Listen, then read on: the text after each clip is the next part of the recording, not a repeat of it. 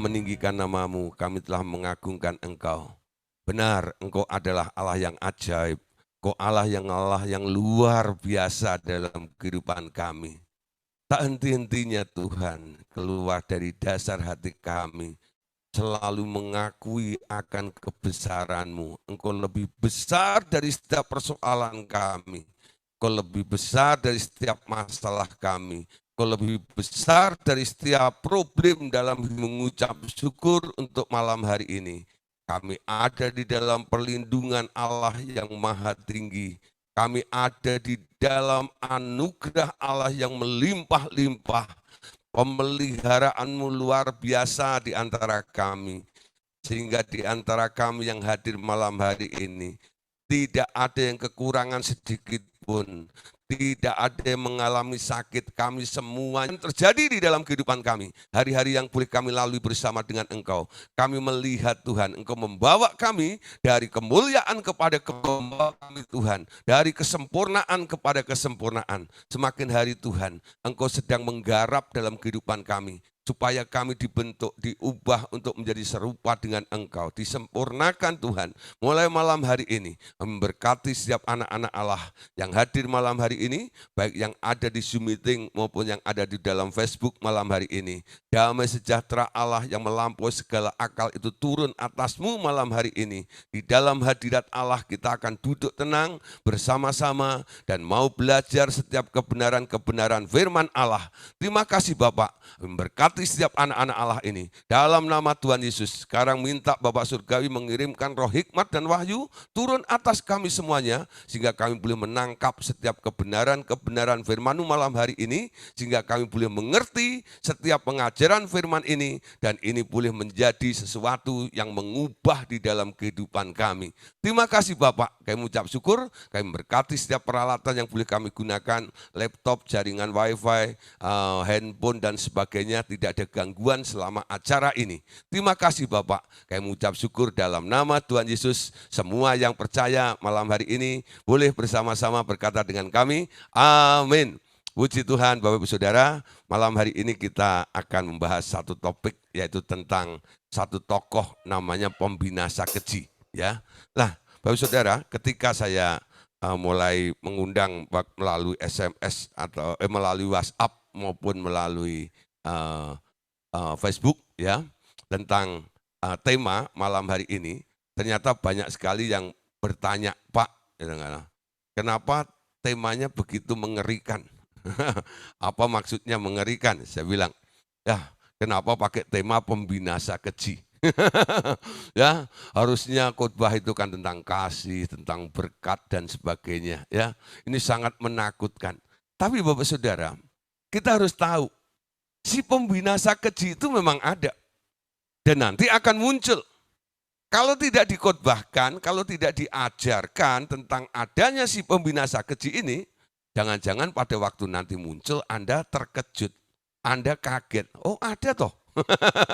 Selama ini di gereja kami hanya diajar tentang berkat, tentang kesembuhan, tentang mujizat, ya, tentang pengurapan, tentang hidup sukses dan sebagainya. Tapi penting setiap anak-anak Allah ini harus mengetahui apa yang akan terjadi nantinya, ya, khususnya pada masa-masa zaman akhir ini. Akhir zaman ini sebenarnya sudah dinyatakan oleh Allah baik melalui Daniel maupun melalui Rasul Yohanes dalam kitab Wahyu. Orang enggan untuk belajar kitab Daniel, orang enggan untuk belajar kitab Wahyu. Sukanya kalau mereka itu diajar tentang Amsal, ya, tentang Mazmur, ya, atau tentang yang menghibur-hibur seperti itu. Tapi pengajaran malam hari ini, saya harap Bapak Ibu Saudara untuk menangkapnya, lalu Anda mulai mengerti dan Anda boleh bagikan juga kepada orang-orang lain, ya, supaya mereka tahu, ya, ada yang namanya pembinasa keji tersebut, ya. Nah, Bapak Ibu Saudara, sebenarnya siapa sih si pembinasa keji itu, ya? Siapa sebenarnya si pembinasa? Nah, saudara, Tuhan Yesus telah menubuatkan akan datangnya satu tokoh pembinasa keji yang nanti akan berdiri di tempat kudus, yakni di bait suci di Yerusalem, di mana orang-orang yang di tanah Yudea disuruh pergi melarikan diri ke Gunung Petra demi keselamatan jiwa mereka. Ya, kurang lebihnya seperti itu. Nanti akan saya bahas lebih detailnya tentang peran apa yang akan dilakukan oleh si pembinasa keji ini. Tapi si pembinasa keji ini sebenarnya sudah dinubuatkan oleh Tuhan Yesus. Ya, kalau Tuhan Yesus bernubuat, memberitahu kepada kita semuanya tentang akan datangnya satu tokoh yang disebut pembinasa keji ini, saya harap Bapak Ibu Saudara harus mulai memaklumi. Dan di mana nanti si pembinasa keji itu akan berdiri, ya, tinggalnya ada di mana. Nanti pembinasa keji ini akan muncul, ya, di tempat bait kudus di Yerusalem, ya, yaitu bait suci yang ketiga, ya. Nah, di situ kita lihat, ya, di sini pembinasa keji ini muncul setelah 3,5 tahun antikris memerintah. Ya, jadi waktunya 7 tahun sebenarnya, tapi dibagi 2. 3,5 tahun itu adalah masa pemerintahan, nanti yang memerintah adalah antikris di bait suci di Yerusalem itu, dan 3,5 tahun kedua itu nanti yang muncul, yang memerintah adalah si pembinasa keji ini atau si Abadon itu. Nah, Bapak Saudara, kapan mulai ada aniaya? Aniaya itu mulai terjadi, ya, yang besar, yang benar-benar disebut aniaya kesusahan besar itu terjadi setelah 3,5 tahun yang kedua, di mana Abadon itu mulai muncul. Nah, Bapak Saudara, kenapa dalam nubuatan ini Tuhan Yesus memberi julukan atau memberi nama tokoh tersebut disebut di dalam Alkitab sebagai si pembinasa keji, ya. Nah, dari namanya kita bisa mulai menangkap dan mulai memahami sedikit, ya. Jadi tokoh itu namanya adalah pembinasa keji. Ya, saya percaya Tuhan Yesus nggak sembarang kasih nama.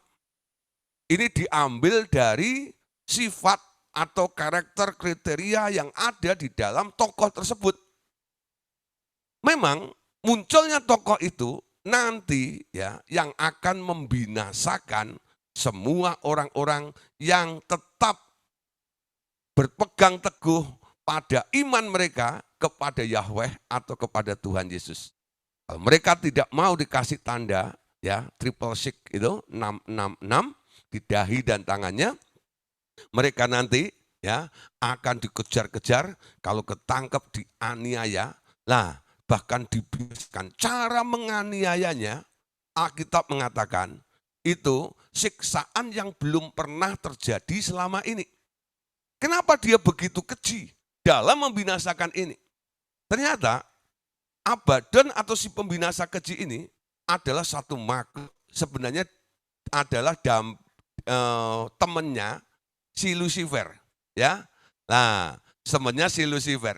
Dia, ya, ketika dilempar ke bumi oleh Allah, Lucifernya masih dibiarkan untuk merajalela di bumi ini. Dengan tipu muslihatnya, dia menipu semua manusia.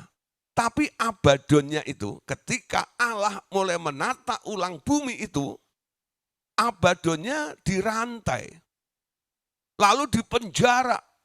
Jadi kurang lebih dia dipenjara di bumi ini, ya, itu sudah kurang lebih 6.000 tahun lebih, ya. Ditambah lagi, dia benci, dia dendam, dia marah dengan Allah. Nah, kemarahan yang begitu lama dan kondisinya dia yang dipenjara, yang dirantai, dibelenggu seperti itu, membuat pada waktu dia dilepaskan untuk sebentar waktu lamanya, yaitu 3,5 tahun itu, dia akan melampiaskan amarahnya dengan sangat-sangat luar biasa. Oleh sebab itu, itulah kenapa Tuhan Yesus memberi nama tokoh ini adalah si pembinasa keji. Amin. Adalah makhluk yang penuh dengan dendam, dia makhluk yang penuh dengan amarah, ya. Dia mau menyiksa, ya, untuk melampiaskan geramnya itu, ya, kepada siapa yang masih kepada Allah yang pernah membuang dia dari surga lalu dibuang ke bumi tersebut. Ya. Nah, sekarang perhatikan Bapak Saudara, ya. Jadi itulah yang disebut pembinasa keji, ya. Jadi siapa sebenarnya pembinasa keji yang dimaksud ini? Dia adalah roh maut yang akan diberi otoritas pemerintah bumi di dalam waktu pendek, yaitu selama 3,5 tahun lamanya. Ya, kita baca dulu ayatnya, yaitu di dalam Matius pasal 24 ayat 15 sampai ayat yang ke-16. Perhatikan ya, ini adalah nubuat daripada Tuhan Yesus. Ketika Tuhan Yesus di muka bumi bersama dengan murid-muridnya, hal ini pernah dikatakan oleh Tuhan Yesus kepada murid. Ya, dikatakan begini, Matius 24 ayat 15 sampai 16. Baca sama-sama ya, 2, 3, 4. Ya. Jadi, apabila kamu melihat pembinasa keji berdiri di tempat kudus, menurut firman yang disampaikan oleh Nabi Daniel, para pembaca hendaklah memperhatikannya. Ya, perhatikan, ada satu penekanan, ya, kalimat penekanan yang dipakai oleh Tuhan Yesus dalam menyampaikan nubuatan ini. Jadi apabila kamu melihat pembinasa keji berdiri di tempat kudus, menurut firman yang disampaikan oleh Nabi Daniel, para pembaca dan kita yang sedang belajar malam hari ini, hendaklah memperhatikannya. Amin.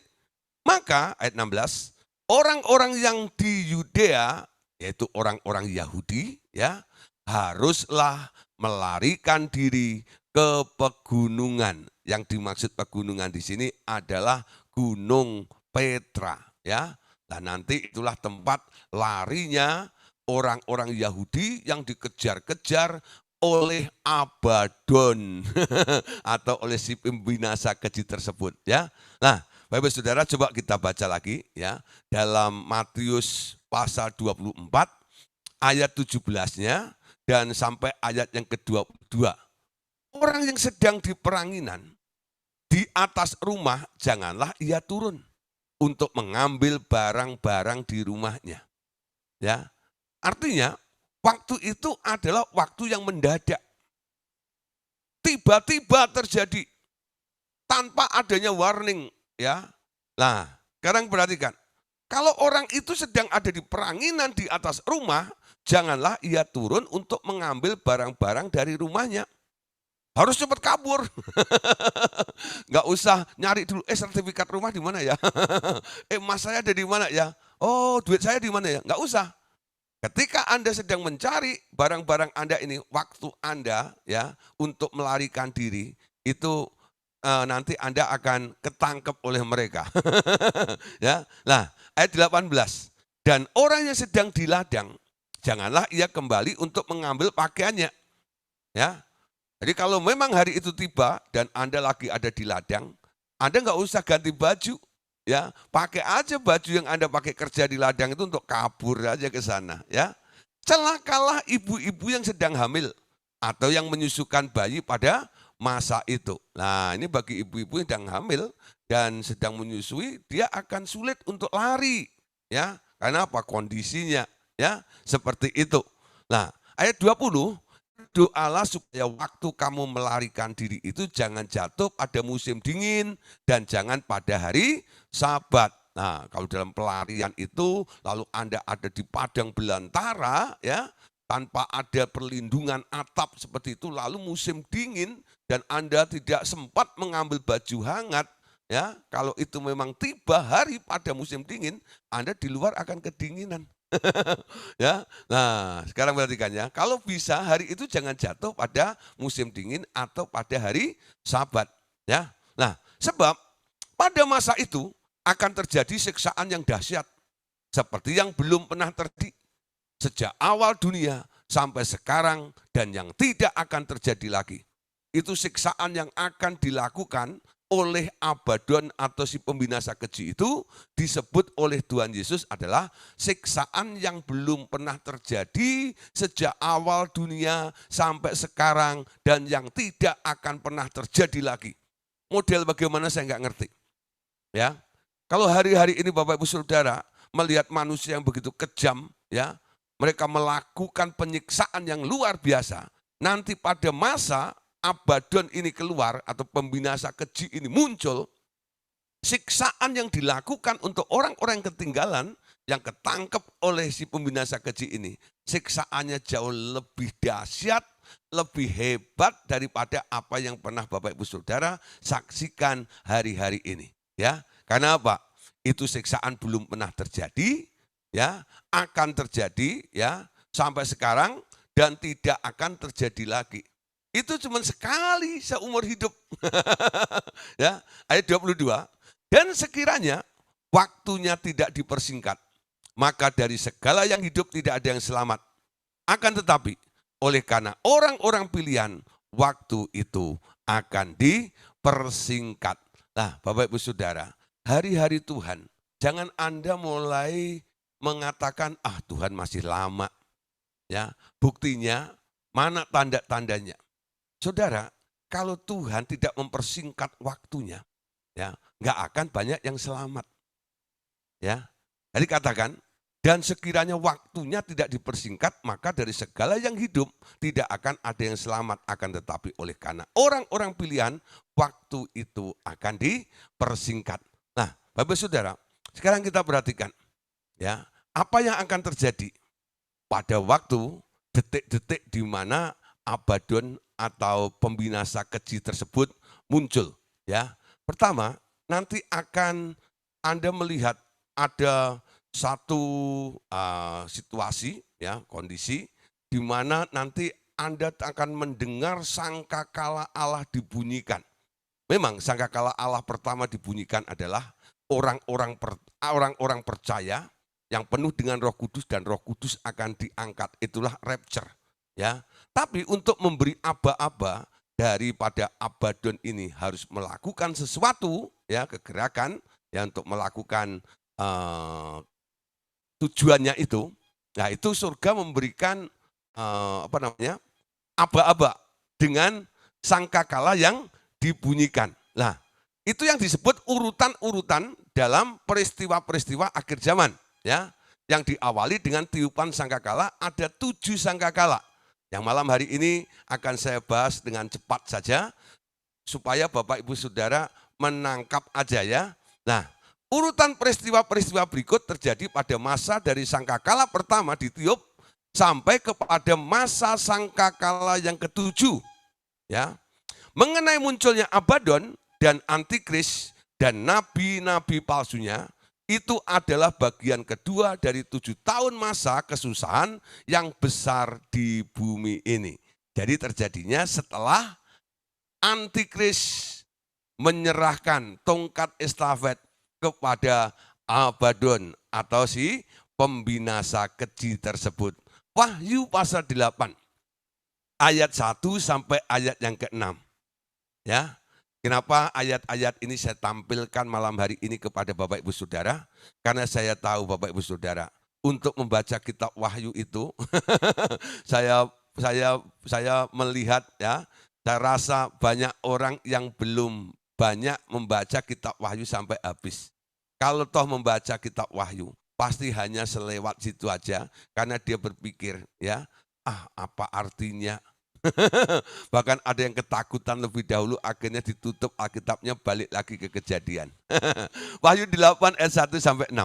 Ketika anak domba itu membuka meterai yang ke-7, maka sunyi senyaplah di surga, kira-kira setengah jam lamanya. Lalu aku melihat ke-7 malaikat yang berdiri di hadapan Allah, dan kepada mereka diberikan 7 sangkakala.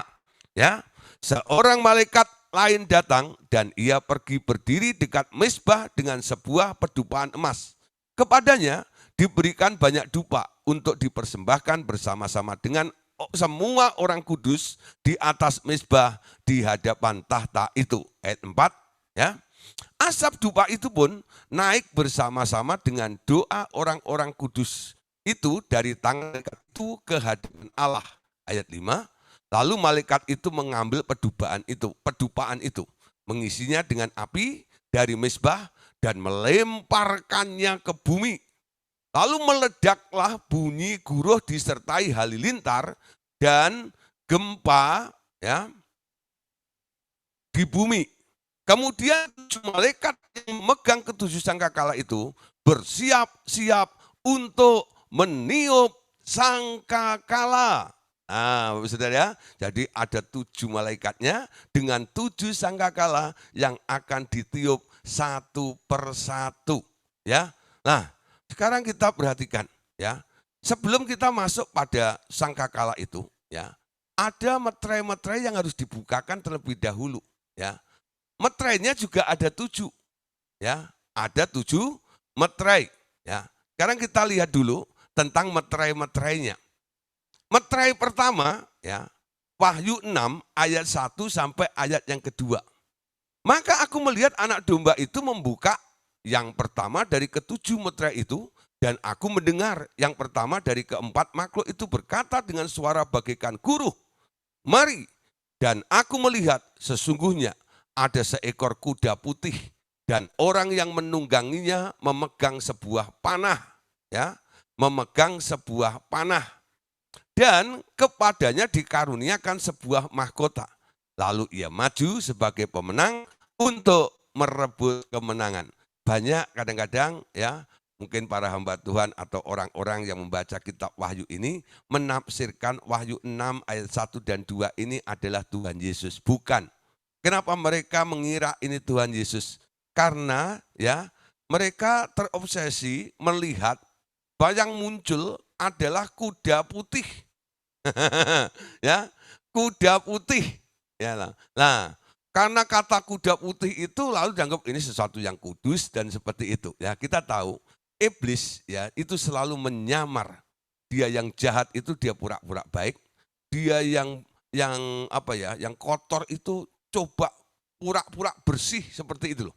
Ya, nah dia seperti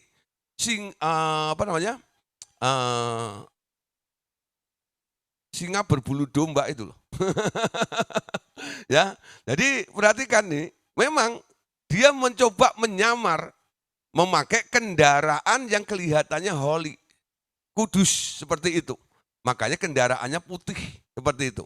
Tapi kita perhatikan, ya, yang menungganginya, orang yang menungganginya memegang sebuah panah dan kepadanya dikaruniakan sebuah mahkota. Lalu ia maju sebagai pemenang untuk merebut kemenangan. Ya, Tuhan Yesus sudah memakai mahkota. Dia sudah menjadi pemenang.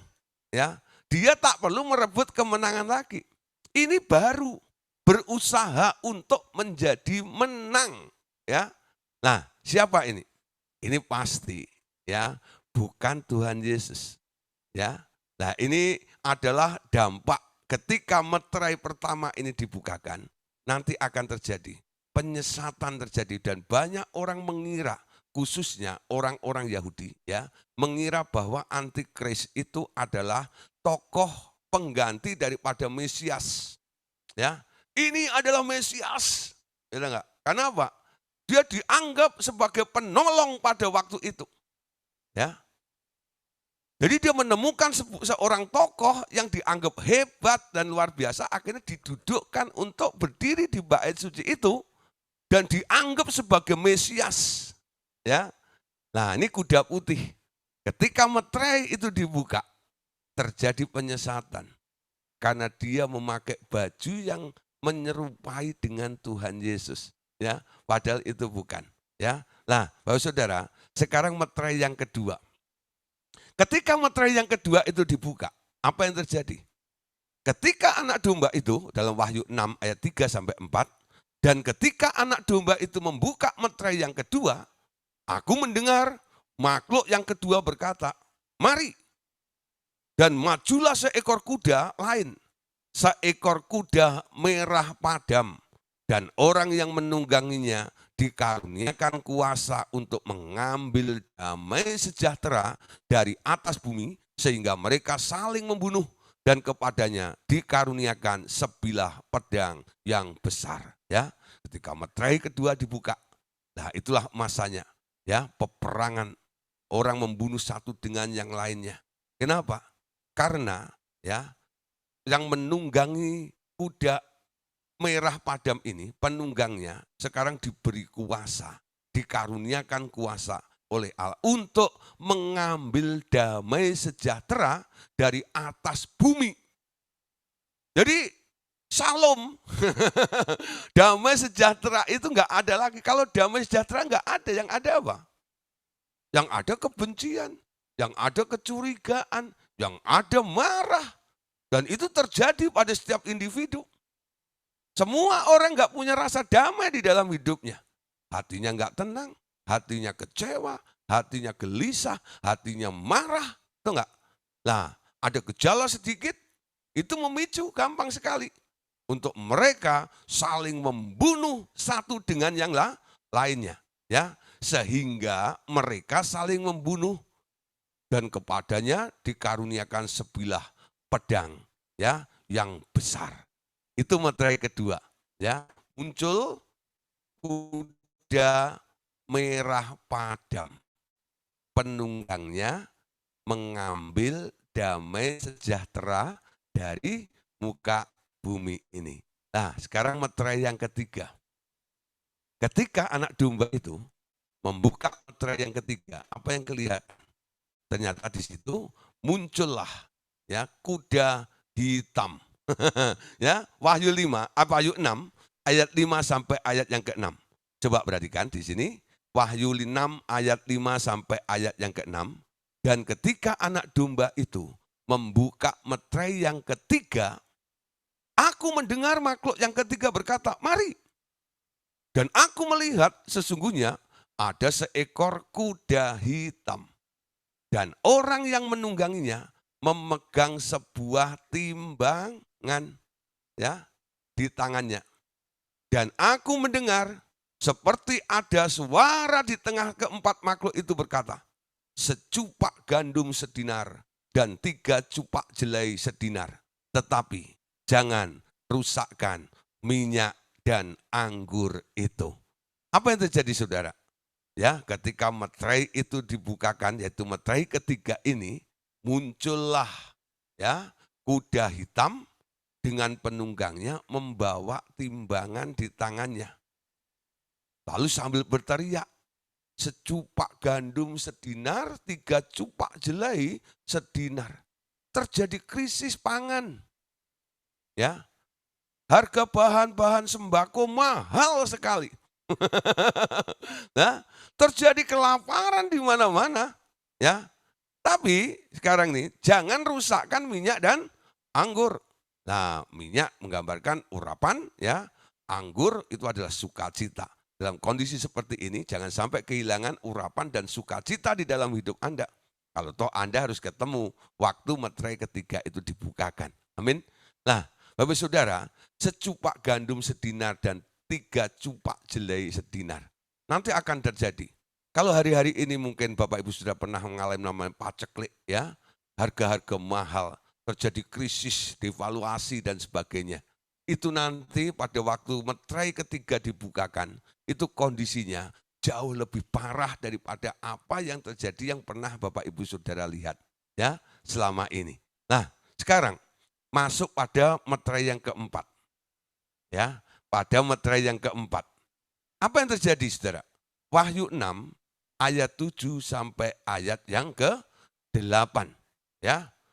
Nah, dan ketika anak domba itu membuka meterai yang keempat, Rasul Yohanes berkata, aku mendengar suara makhluk yang keempat berkata, "Mari." Dan aku melihat sesungguhnya ada seekor kuda hijau kuning dan orang yang menungganginya bernama Maut. Ya. Dan kerajaannya maut mengikutinya. Dan kepada mereka diberi kuasa untuk 1/4 dari bumi untuk membunuh dengan pedang dan dengan kelaparan dan sampar dan dengan binatang-binatang buas yang di bumi ini. Ya, perhatikan sekarang.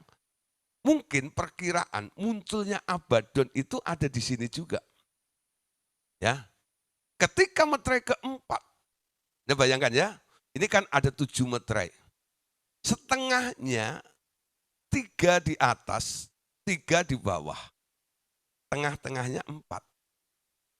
Kalau 7 tahun itu dibagi menjadi 2, bisa disimpulkan nih ya, Abaddon mulai muncul ada di sini ini.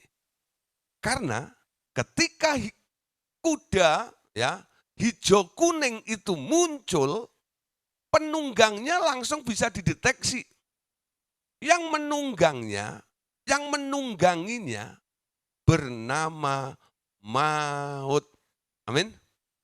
Kemarin sudah kita bahas tentang roh maut. Siapa yang dimaksud? Si maut itu yang terus menebarkan roh maut.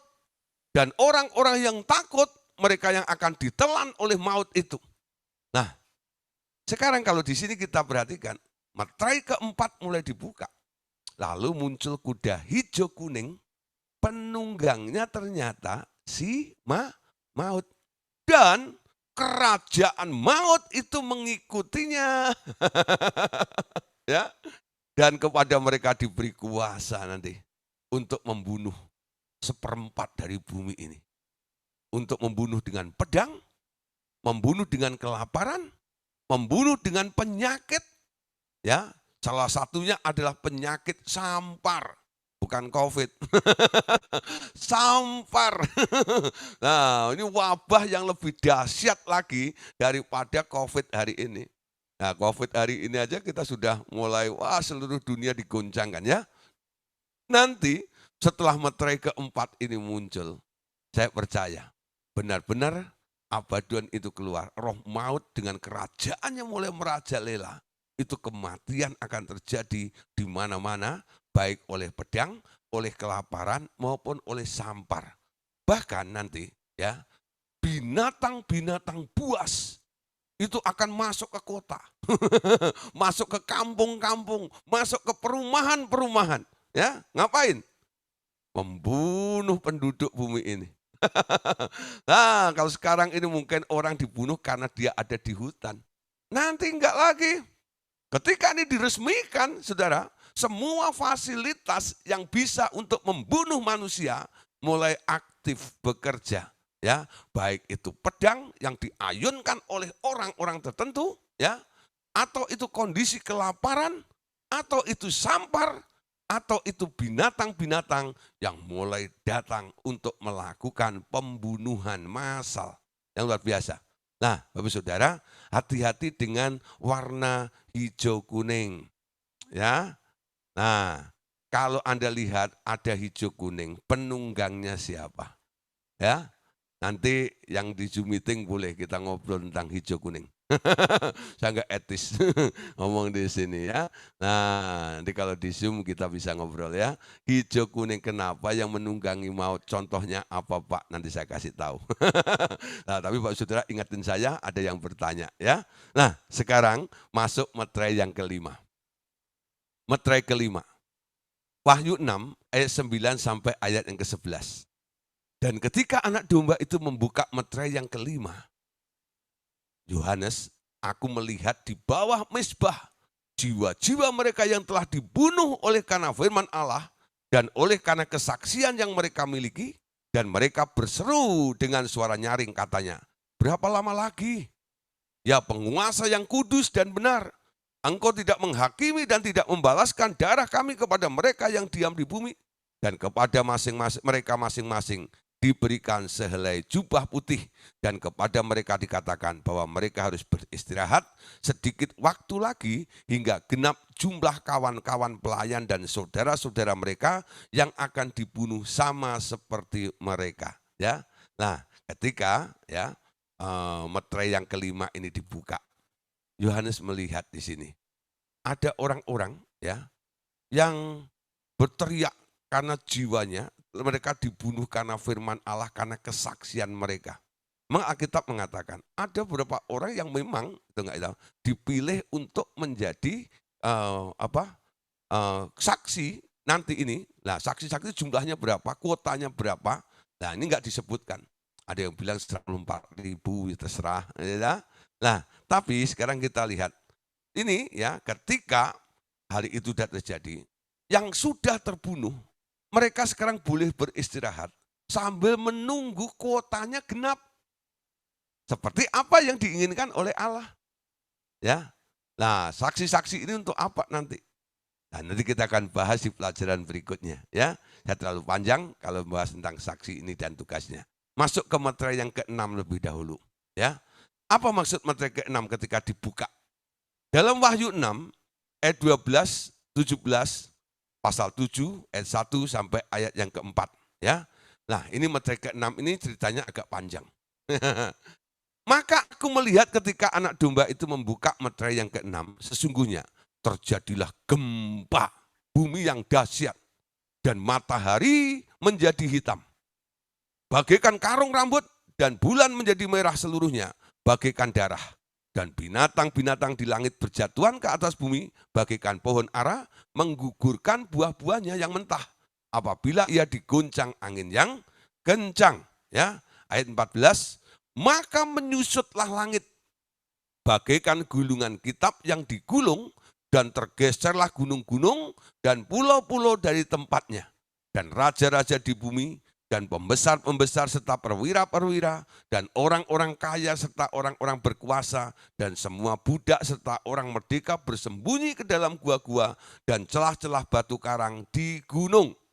Dan mereka berkata kepada gunung-gunung dan kepada batu karang itu, runtuhlah menimpa kami.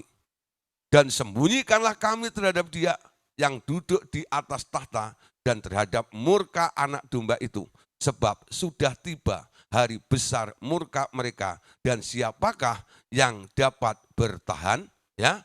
Nah, pasal 7-nya ayat 1 sampai ayat 4. Kemudian daripada itu aku melihat 4 malaikat berdiri pada keempat penjuru bumi dan mereka menahan keempat angin, ya, bumi supaya jangan ada angin bertiup di darat atau angin bertiup di laut atau di pohon-pohon. Dan aku melihat seorang malaikat lain muncul dari tempat matahari terbit.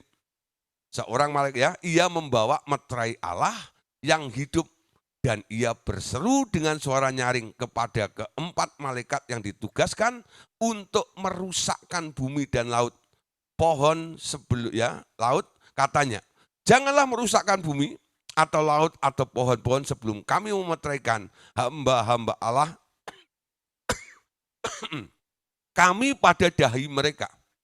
Dan aku mendengar jumlah mereka yang dimeteraikan itu 144.000 yang telah dimeteraikan dari semua suku keturunan Israel.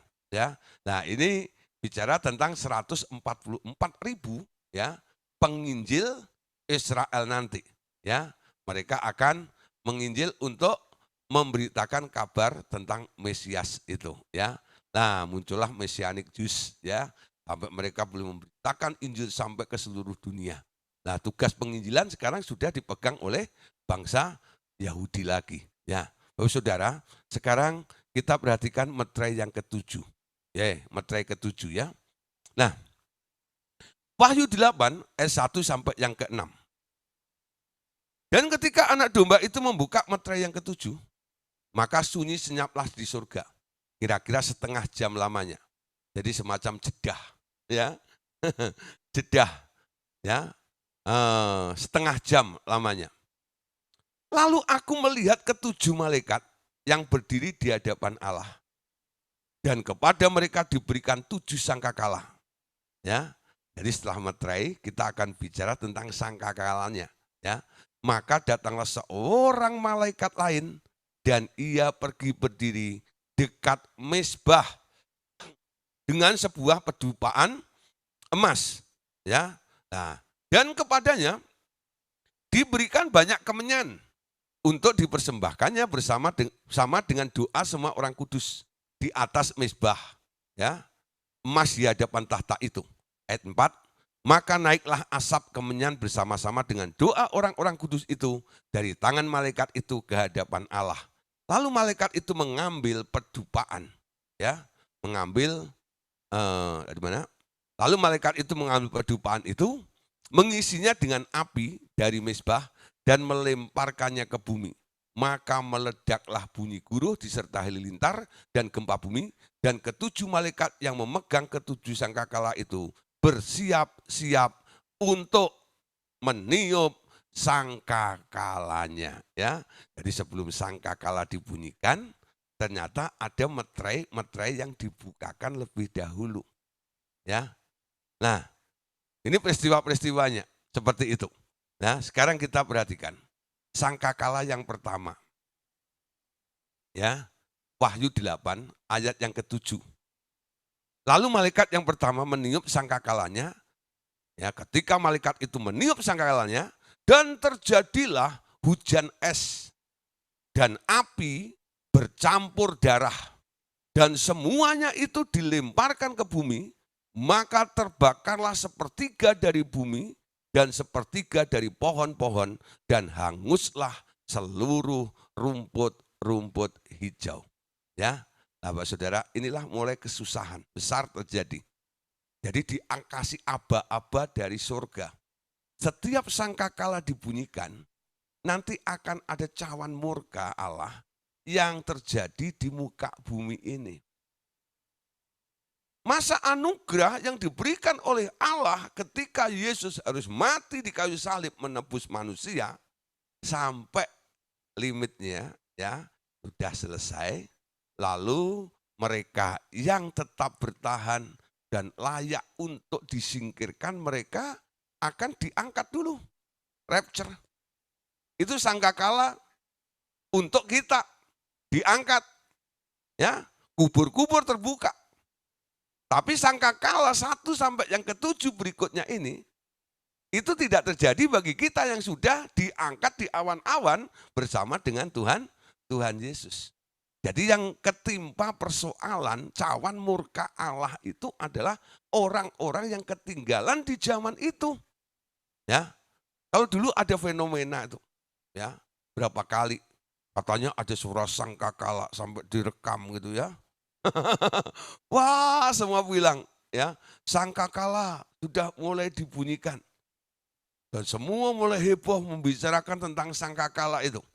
Karena itu di sosmed udah mulai tersebar kemana-mana.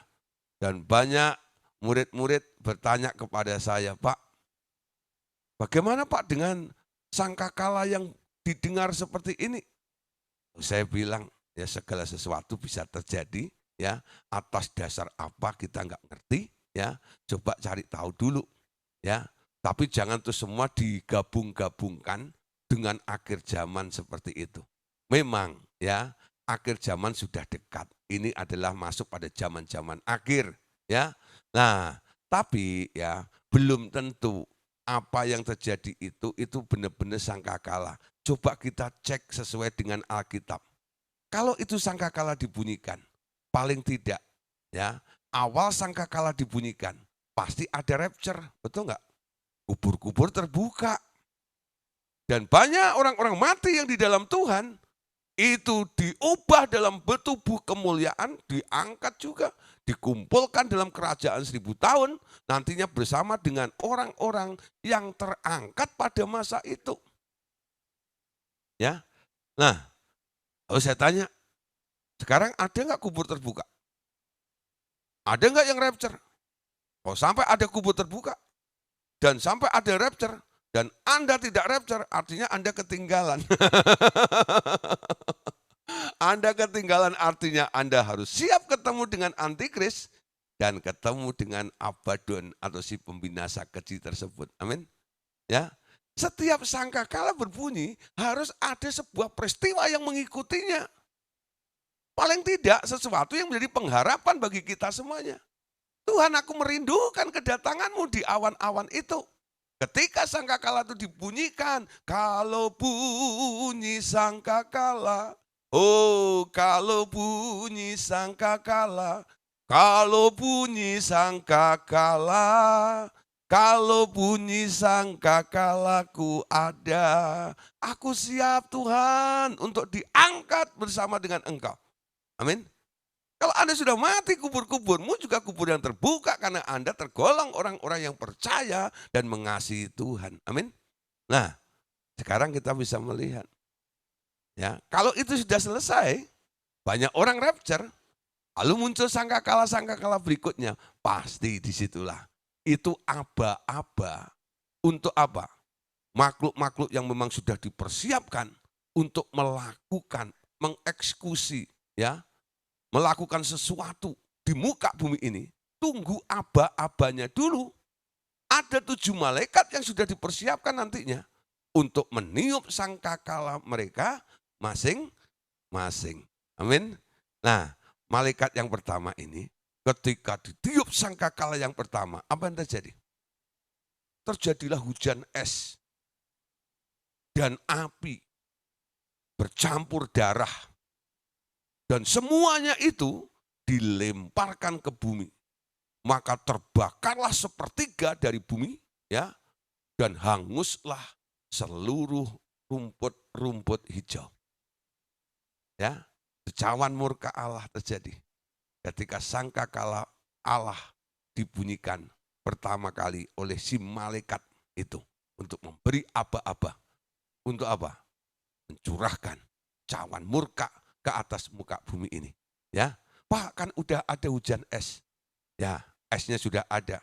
Pernah nggak ada hujan api? Ya, campur darah pula. Jadi 3 unsur itu harus ada. Jangan hanya diambil satu saja. Ya, nah itu kenapa terjadi hujan es? Nah, mungkin iklim saja, ya bisa.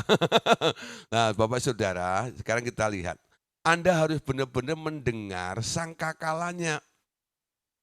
Jangan setiap bunyi lalu Anda bilang itu sangkakala. Nanti Anda tidak benar-benar menemukan sangkakala. Yang terjadi Anda adalah salah sangka. Kalau nggak sangkakala ya salah sangka. Itu kan. Nah, kalau udah salah sangka, salah tafsir. Ya, Tuhan belum datang, Anda sudah mengambil kesimpulan, ya. Ayo jual semua harta kita semuanya. Kita akan harus pergi ke padang belantara untuk menantikan Tuhan ada di sana. Ketika sudah Anda jual harta Anda semuanya, lalu Tuhan nggak datang, Anda balik rumahmu sudah milik orang lain, ya. Dan Anda kecewa, Anda menyesal. Dan itu sudah terjadi. Nabi-nabi palsu yang bernubuat seperti itu. Sehingga menyengsarakan banyak orang yang mengikutinya. Kenapa? Mereka bilang, ya, Tuhan sudah datang. Ya, jual semuanya. Ya, kita nggak perlu harta dunia itu lagi. Nah, sekarang mereka yang sudah balik ke rumahnya, sekarang dulunya kaya, sekarang jadi gembel, jadi miskin. Nah, kenapa? Harta sudah terlanjur bagi ke orang lain. Ya, Anda harus tepat. Anda harus tahu betul-betul itu sangkakala, bukan salah sangka. Amin. Amin ya.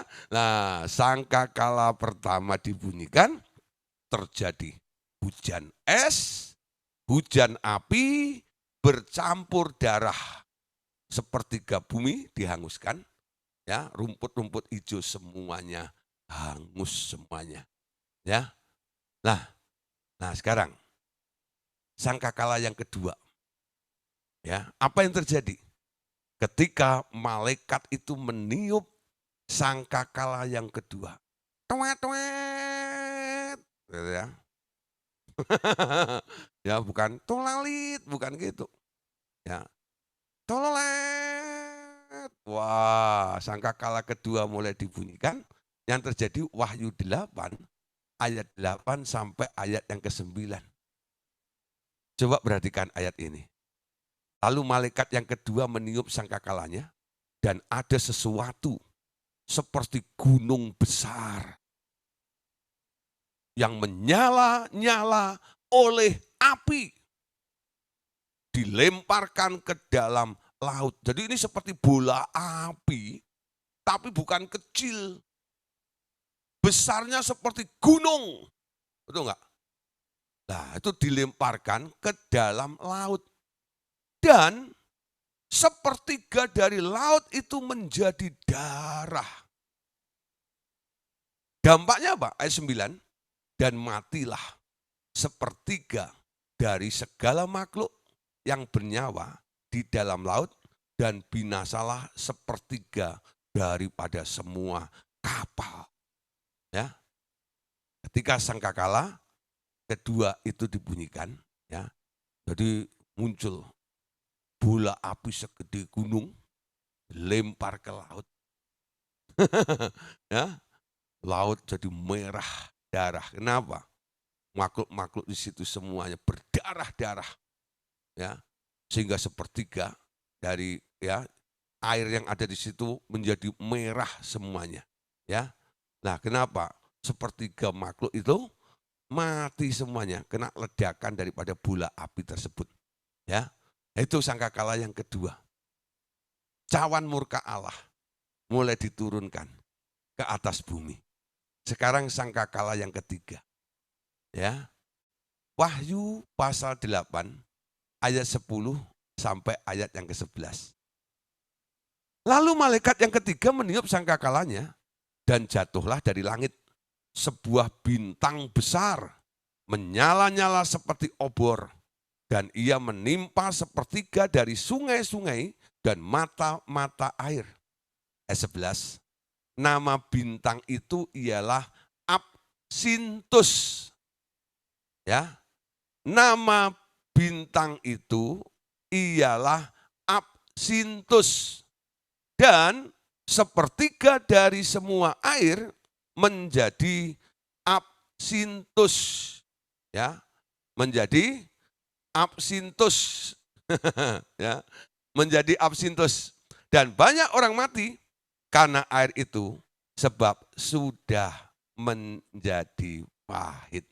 Ya, karena penderitaan dari gelombang 1, gelombang 2 ini, lalu muncullah ya sangkakala dibunyikan, cawan murka Allah yang ketiga mulai terjadi atas bumi. Ya, bintang besar. Saudara, bintang itu besar. Ya. Nah, kelihatannya kecil karena jauh. Dia lebih besar dari bumi ini. Ya. Bintang besar itu menyala seperti obor, menimpa sepertiga dari sungai-sungai dan mata air. Dan ternyata nama bintang itu disebutkan di sini namanya Absintus. Gara-gara dampak daripada absintus ini, sepertiga dari semua air menjadi absintus. Dan banyak orang mati karena air itu sebab sudah menjadi pahit. Amin. Nah, Bapak Saudara, memang absintus ini belum muncul sampai hari ini. Tapi roh absintus ini kayaknya sudah mulai merajalela. Ya, roh maut itu ternyata menyeret-nyeret roh absintus juga. Dengan berbagai macam kondisi, situasi dalam kehidupan kita. Gak sedikit daripada manusia yang mulai mengalami kepahitan di dalam hidupnya. Berapa banyak orang yang mati karena kanker.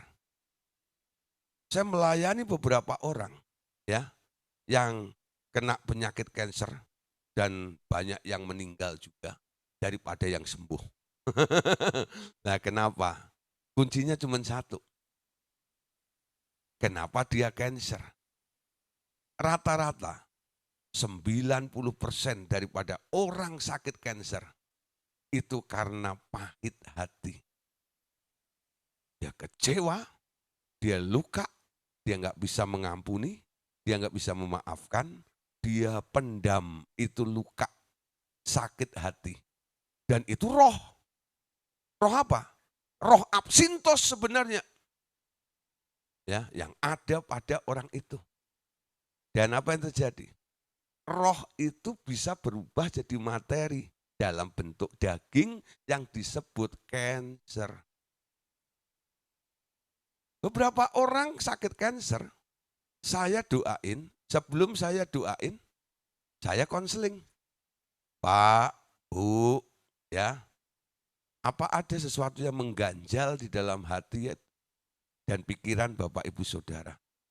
Ya, saya coba korek, saya coba pancing ini, coba ingatkan tentang peristiwa-peristiwa, saya gali dari saudaranya, dari istrinya, atau dari suaminya, atau dari anaknya, atau dari orang tuanya. Sejak kapan dia mengalami sakit kanker seperti itu? Nah, setelah mereka bilang, oh Pak, kira-kira 10 tahun yang lalu. Ya, tapi ini stadiumnya sudah sampai ke 4, Pak. Makanya saya cari hamba Tuhan untuk bisa menolong, mendoakan dia. Atau paling enggak mana yang terbaik untuk Tuhan. Jangan sampai dia menderita terus seperti itu. Dan ini sudah menghabiskan banyak harta, Pak. Begitu ya. Nah, saya mulai cek, kira-kira apa yang terjadi 10 tahun yang lalu? Adakah sengketa di antara orang yang sakit ini dengan seseorang? Ya, lalu mulai ketemu akar masalahnya. Oh iya, Pak.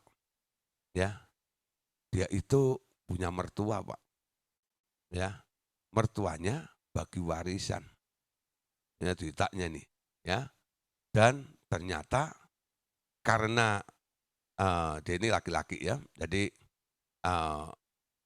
mertuanya punya anak yaitu istrinya dia, jadi istri perempuan. Ternyata mertuanya ini cara memandangnya begini, anak laki dapat warisan lebih banyak daripada anak perempuan. Ya pokoknya anak perempuan itu asal syarat aja lah dikasih, gitu ya. Lah, melihat seperti itu istrinya lapor, ya pembagiannya begini. Ya istrinya bilang, bagaimana ini? Ya, tapi dia mau protes nggak bisa. Ya, sakit hati. Sakit hati gara-garanya warisan seperti itu. Ya, nah dia mulai ngobrol sama mertuanya, coba begitu. Wah, malah dimaki-maki sama mertuanya. Itu enggak itu. Mending saya kasih. Ya, nah, digituin sama mertuanya itu, dia marah, dia benci terhadap mertuanya itu. Ya, dan itu dipendam di dalam hatinya. Ya, dan mulai saat itu dia mulai kena sakit kanker. Itu serangan dari roh absintus itu tadi loh. Bintang yang jatuh. Yang membuat sepertiga air itu menjadi pahit. Orang yang kena roh absintus biasanya hatinya pahit. Kalau sudah hatinya pahit, dia akan kecewa, dia akan marah, dan itu akan menggumpal roh-roh seperti itu di dalam diri orang tersebut. Kalau nggak cepat dibereskan, nah dia akan dibunuh oleh roh maut dengan penyakit namanya kanker itu. Nah, cilakanya banyak orang lebih mempertahankan harga dirinya dengan jalan tidak mau mengampuni orang tersebut.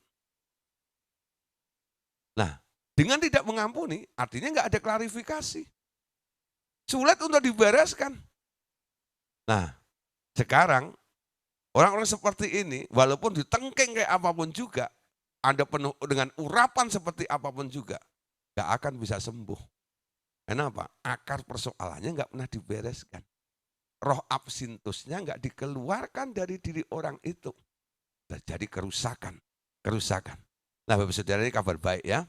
Saya nggak bicara lebih jauh tentang penyakit kanker dan sakit hati. Itu ada di pelajaran luka-luka batin sebenarnya.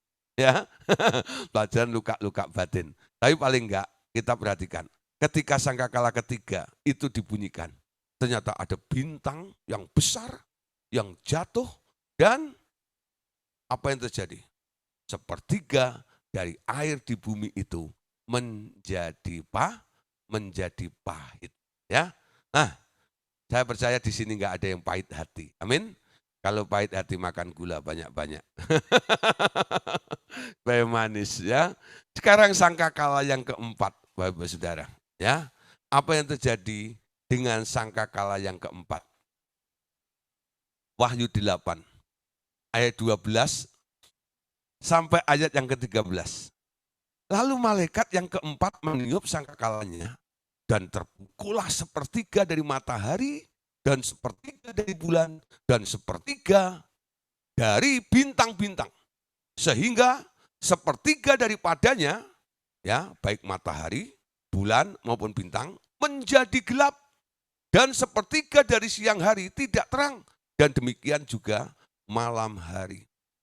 Ya, jadi ketika bintang itu memukul ya matahari, bulan dan bintang, mereka kehilangan sepertiga daripada terangnya itu. Nah, sekarang sangkakala yang kelima. Apa yang terjadi? Wahyu 9 ayat 1 sampai ayat yang ke-12. Lalu malaikat yang kelima meniup sangkakalanya dan aku melihat sebuah bintang yang jatuh dari langit ke atas bumi. Dan kepadanya diberikan anak kunci lubang jurang maut. Maka dibukanyalah pintu lubang jurang maut itu. Lalu naiklah asap dari lubang itu bagaikan asap tanur besar. Dan matahari dan angkasa menjadi gelap oleh asap lubang itu. Dan dari asap itu berkeluaranlah belalang-belalang ke atas bumi dan kepada mereka diberikan kuasa sama seperti kuasa kalajengking di bumi. Perhatikan Bapak Saudara, hari ini kita sedang membahas tentang pembinasa keji. Ketika sangkakala ke-6 ke-6 atau kelima? Kelima ya. Sangkakala kelima itu dibunyikan ya. Ternyata ya di situ ada sebuah bintang jatuh dari langit, itu malaikat ya. Nah, kepadanya diberikan anak kunci lubang jurang maut. Bicara tentang lubang jurang maut itu adalah tempat di mana si pembinasa keji itu dirantai selama 6.000 tahun yang lampau.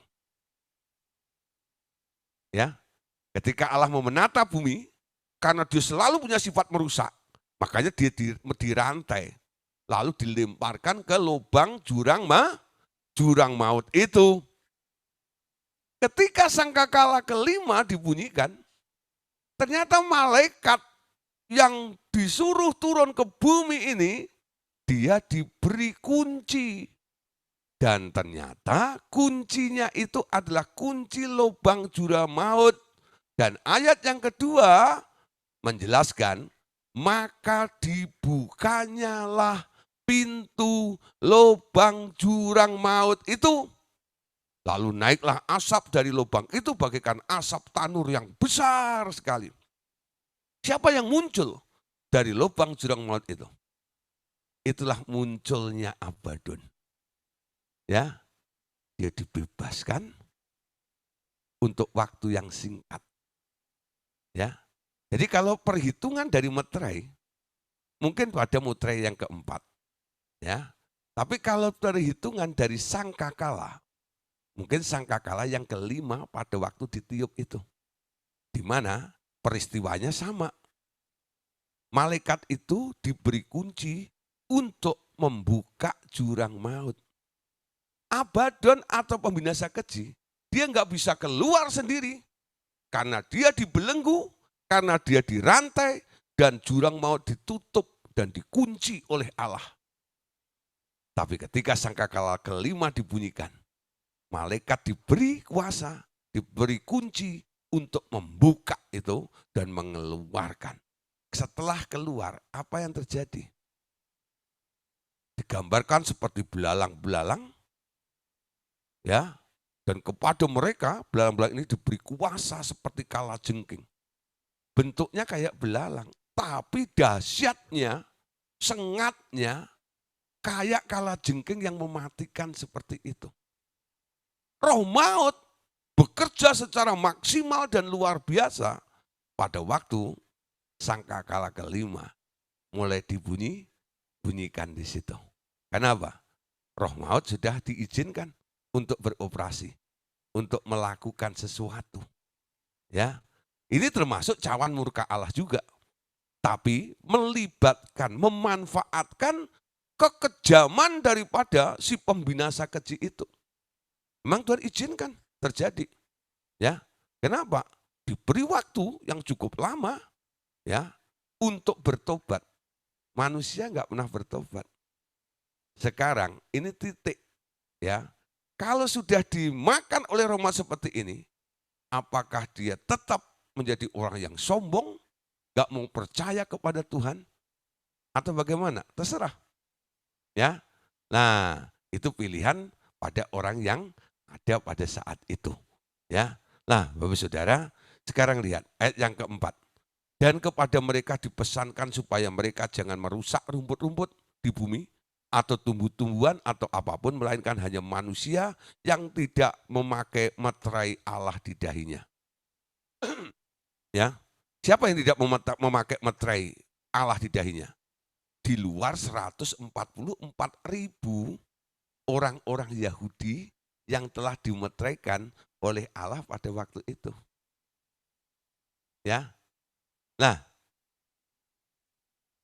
jadi yang dikejar-kejar yang nggak pakai meterai itu 144.000 yang dimeteraikan oleh Allah ini nggak tersentuh oleh roh maut itu, nggak tersentuh karena ada tanda. Anda ingat peristiwa Kain dan Habil?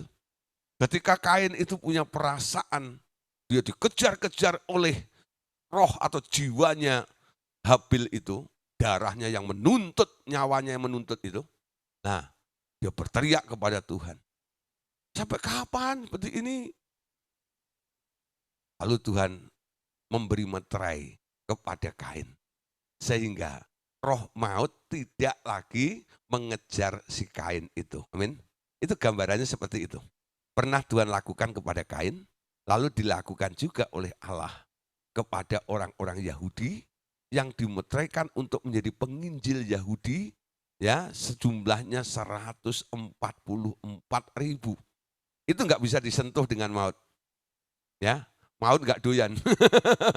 Tapi yang nggak punya meterai, ya, entah itu orang Yahudi atau non Yahudi, pada zaman itu nanti dia akan dikejar-kejar, ya, diserang oleh roh maut ini. Ya, ayat 5. Dan mereka diperkenankan bukan untuk membunuh manusia, melainkan hanya untuk menyiksa mereka 5 bulan lamanya. Jadi kalau ketemu manusia itu gak langsung dibunuh. Yang dilakukan oleh si pembinasa keji nanti, ketika mengeksekusi orang-orang, ya, apa yang dilakukan? Dia hanya menyiksa. Gak lama sih, cuman 5 bulan lamanya. Padahal jatahnya itu 3,5 tahun. Tapi siksaan itu, ya, orang disiksa setiap hari, setiap jam, setiap menit, setiap detik, selama 5 bulan lamanya dan tidak mati. Kalau Anda langsung dibunuh, dar, sakit sebentar, lalu mati, selesai, bukan? Potong lehernya ini, ya loh, sakit sebentar, lalu mati, ya. Tapi kalau disiksa 5 bulan nggak mati-mati, itu bayangin saudara, perasaannya seperti apa, rasanya seperti apa, dan itu akan terjadi nanti. Dan siapa yang melakukannya? Si pembinasa keji itu, ya. Nah, tadi dikatakan dan mereka diperkenankan bukan untuk membunuh manusia. Boleh disiksa tapi jangan dibunuh. Ya. Nah, 5 bulan lamanya. Dan siksaan itu seperti siksaan kalajengking apabila ia menyengat manusia. Ayat 6. Dan pada masa itu orang-orang akan mencari maut. Ya, tetapi mereka tidak akan menemukannya dan mereka akan ingin mati, tetapi maut lari daripada mereka. 5 bulan dianiaya itu orang awalnya kan takut sama maut. Ada banyak orang hari ini kan takut mati. Tapi karena siksaan seperti ini, akhirnya loh, udah maut, datanglah, jemput aku, bunuh mati saja, gitu ya. Tapi mautnya nggak datang. Ya, itu yang terjadi. Mereka mencari maut, bukan menghindari maut. Kenapa? Nggak tahan dengan siksaan seperti itu. Ya, nah, tapi nggak menemukan. Mautnya kemana? Mautnya ngumpet. Lo nggak kenapa? Udah kong kali kong dengan si pembinasa keji itu. Ya, nah, perhatikan ya. Maut lari dari mereka. Enggak, dah, silakan menikmati kesengsaraanmu. Ya, ayat yang ke-7. Dan rupa belalang-belalang itu sama seperti kuda yang disiapkan untuk peperangan, dan di atas kepala mereka ada sesuatu yang menyerupai mahkota emas, ya, menyerupai mahkota emas, ya. Dan muka mereka sama seperti muka manusia, ya. Ayat yang ke-8, dan rambut mereka sama seperti rambut perempuan, dan gigi mereka sama seperti giginya singa. Dan dada mereka sama seperti baju zirah, dan bunyi sayap mereka bagaikan bunyi kereta-kereta yang ditarik oleh banyak kuda yang sedang lari ke medan peperangan. Ayat 10, dan ekor mereka sama seperti kalajengking dan ada sengatnya. Dan di dalam ekor mereka itu terdapat kuasa mereka untuk menyakiti manusia 5 bulan lamanya. Baru ayat itu, ya, ini pasal 9 ayat 11, 911, ya. Nah, ini angka fantastiknya, ya. Dan raja yang memerintah mereka ialah malaikat jurang maut, namanya dalam bahasa Ibrani ialah Abaddon, dan dalam bahasa Yunani ialah Apoleon, ya. Itu nama lain dari si pembinasa keji itu. Ternyata raja jurang maut. Ini yang bohong. Ya. Nah, si Dajjal orang bilang, ya, muncul pada waktu itu. Nah, peristiwanya seperti ini. Versinya ya versi Alkitab yang kita pakai. Ya, dia akan melakukan penyiksaan 5 bulan lamanya dan tidak membunuh manusia itu. Siksa siang malam, ya. Nah, saya harap Bapak Saudara tidak mengalami seperti ini. Kita adalah orang-orang yang ikut pada kloter pada waktu sangkakala dibunyikan, lalu kita diangkat ke surga. Di awan-awan permai, masuk pada kerajaan 1000 tahun. Kerajaan Tuhan Yesus. Ya. Nah, jangan sampai masuk pada siksaan-siksaan. Nah, Anda tergolong orang yang ketinggalan atau orang yang diangkat. Persiapkan diri Anda. Hari ini kita membahas, ya, beberapa sangkakala yang telah dibunyikan tersebut. Sampai sangkakala yang kelima ini, sekarang kita tahu itu aba-aba. Artinya surga sudah agree, sudah setuju kalau Abaddon dikeluarkan untuk menyiksa manusia-manusia yang ketinggalan di masa itu nanti, ya. Dan itu tepatnya 3,5 tahun kedua, ya, setelah masa dari Antikristus, ya. Nah, sekarang meterai atau sangkakala yang ke-6, ya. Sangkakala yang ke-6. Wahyu 9 ayat 13 sampai ayat 21. Lalu malaikat yang ke-6 meniup sangkakalanya, dan aku mendengar suatu suara keluar dari keempat tanduk misbah emas yang di hadapan Allah. Dan berkata kepada malaikat yang ke-6 yang memegang sangkakala itu, lepaskanlah keempat malaikat yang terikat di dekat sungai besar Efrat itu. Maka dilepaskanlah keempat malaikat yang telah disiapkan bagi jam dan hari, bulan, dan tahun untuk membunuh sepertiga dari umat manusia. Dan jumlah tentara itu ialah 20.000 laksa pasukan berkuda. Aku mendengar jumlah mereka. Nah, saudara, sekarang lihat nih. Ternyata pasukan roh maut itu banyak. Selain dari pihak Abaddon, yang keluar dari jurang maut yang seperti belalang itu, ternyata ada juga nih, ya, yang sudah dipersiapkan untuk membunuh manusia. Ada malaikat-malaikat yang sudah berjuta-juta tahun, mereka tertawan. Ribuan tahun mereka tertawan di sungai Efrat, ya. Nah, sungai besar Efrat itu 4 sudutnya itu ada malaikat-malaikat yang tertawan di sana. Ya, ini diperkirakan adalah orang-orang Nefilim. Ya, setengah malaikat, setengah manusia. Badannya gede-gede. Nah, ini dipersiapkan. Ya, hari ini kelihatan.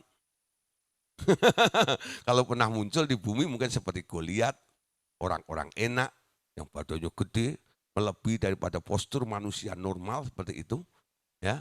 Tapi nanti pada akhir zaman ini, itu dilepaskan, ya, bukan hanya pemimpinnya, yaitu 4 sudut dari sungai itu, ya, dilepaskan, mereka membawa anak buahnya semuanya untuk menyiksa manusia, membunuh manusia, ya.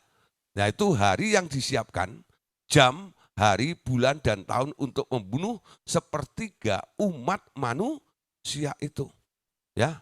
Nah, jumlahnya berapa? 20.000 laksa, ya. 1 laksa itu 10.000, ya. Jadi kalau 20.000 laksa, itu berarti 200.000 pasukan berkuda.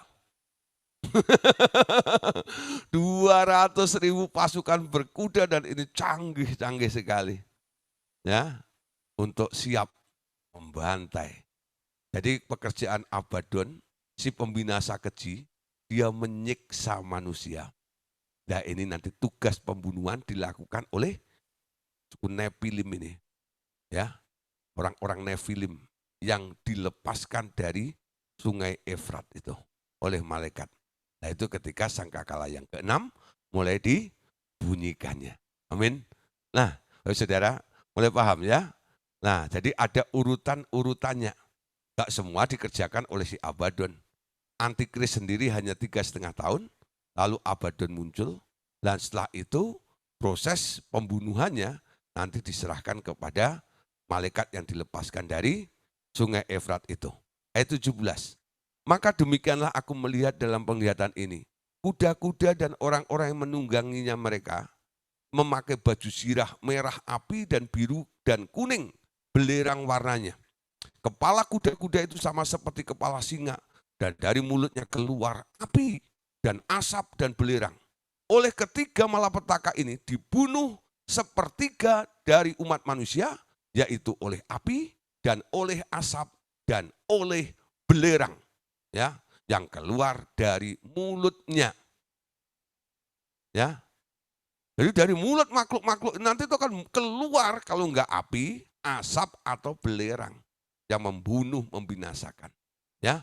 Nah, sebab kuasa kuda-kuda itu terdapat di dalam mulutnya dan di dalam ekornya, sebab ekornya sama seperti ular. Mereka berkepala dan dengan kepala mereka itu mereka mendatangkan kerusakan. Ya, ayatnya 20. Tetapi manusia lain yang tidak mati oleh malapetaka itu tidak juga bertobat dari perbuatan tangan mereka. Mereka tidak berhenti menyembah roh-roh jahat dan berhala-berhala dari emas dan perak dan dari tembaga, batu, dan kayu yang tidak dapat melihat atau mendengar atau berjalan. Dan mereka tidak bertobat daripada pembunuhan, sihir, percabulan, dan pencurian. Ya, nah, saudara, itu masa-masa seperti ini ada orang yang masih keras hatinya dan masih nggak bertobat juga. Ya, nah ini sangkakala yang terakhir untuk malam hari ini. Ya, nah sangkakala yang ketujuh. Wahyu 10 ayat 1 sampai 11. Lalu aku melihat satu malaikat kuat lainnya turun dari surga, berpakaian awan dan pelangi, ada di atas kepalanya dan wajahnya seperti matahari dan kakinya bagaikan tiang api. Malaikat itu memegang sebuah kitab kecil yang terbuka dan ia menginjakkan kaki kanannya di laut dan kaki kirinya di darat. Lalu berteriak dengan suara keras seperti singa yang mengaum, dan setelah ia berteriak 7 gemuruh, ya, guntur memperdengarkan suara mereka. Ketika ketujuh guru itu telah bersuara, aku hendak menuliskannya, tetapi aku mendengar suara dari saudara berkata. Jadi sebenarnya Yohanes itu, Rasul Yohanes ini mendengar suara itu, dia tahu suara itu pernah didengar. Tapi ada suara yang berkata, segelah apa yang telah dikatakan oleh ketujuh guru itu, jangan menuliskannya. Ya, memang nubuatan Yohanes adalah nubuatan yang terbuka. Nubuatan Daniel adalah nubuatan yang tertutup.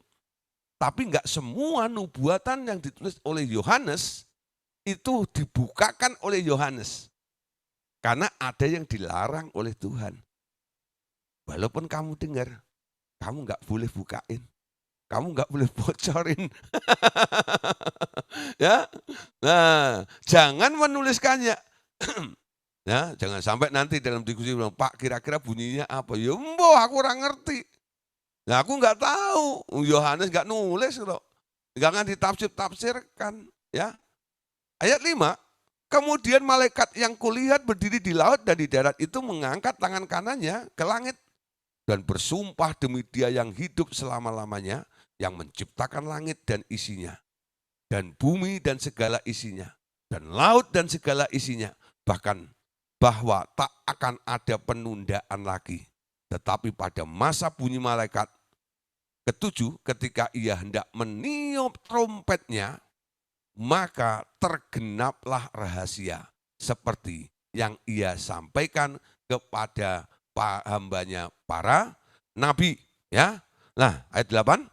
Kemudian suara yang tadi aku dengar dari surga berkata lagi kepadaku, katanya, pergi dan ambillah gulungan kitab terbuka dari tangan malaikat yang berdiri di atas laut dan darat itu. Maka aku, Yohanes ya, pergi kepada malaikat itu dan memintanya memberikan gulungan kitab kecil itu kepadaku. Dan malaikat itu berkata kepadaku, ambillah kitab ini dan makanlah. Itu akan membuat perutmu pahit, tetapi di mulutmu ya, itu akan terasa manis seperti madu. Lalu aku mengambil kitab kecil di tangan malaikat itu dan memakannya, dan di mulutku terasa manis seperti madu. Dan ketika aku telah memakannya, perutku menjadi pahit. Lalu ia berkata kepadaku, kamu harus bernubuat lagi di hadapan banyak bangsa dan kaum dan bahasa dan raja. Nah, saudara, malam hari ini kita sampai pada bagian di sini ya. Bagaimana sebelum Abaddon ini bereaksi, diawali dengan dibukanya meterai dulu, ya, ada 7 meterai. Lalu ditiup sangkakala sebagai bentuk aba-aba dari surga untuk terjadi di muka bumi. Ketika aba-aba itu diberikan, cawan murka Allah mulai terjadi. Ya, terjadi banyak perkara di muka bumi ini. Nah, malam hari ini ya, kita sampai di sini dulu ya. Besok kita akan melihat sejatinya pembinasa keji itu Abaddon itu siapa. Secara detail ya, kita akan bahas lagi bersama-sama. Ya, anggap aja malam hari ini introlotnya ya, introduction-nya dulu. Oh begitu ya. Ada masa-masa yang seperti ini. Ternyata tidak seperti apa yang saya bayangkan ya. Bagaimana ya terjadinya hanya biasa-biasa. Tapi begitu dahsyat ketika kita membaca ya apa yang tertulis dalam kitab Wahyu tadi. Oke?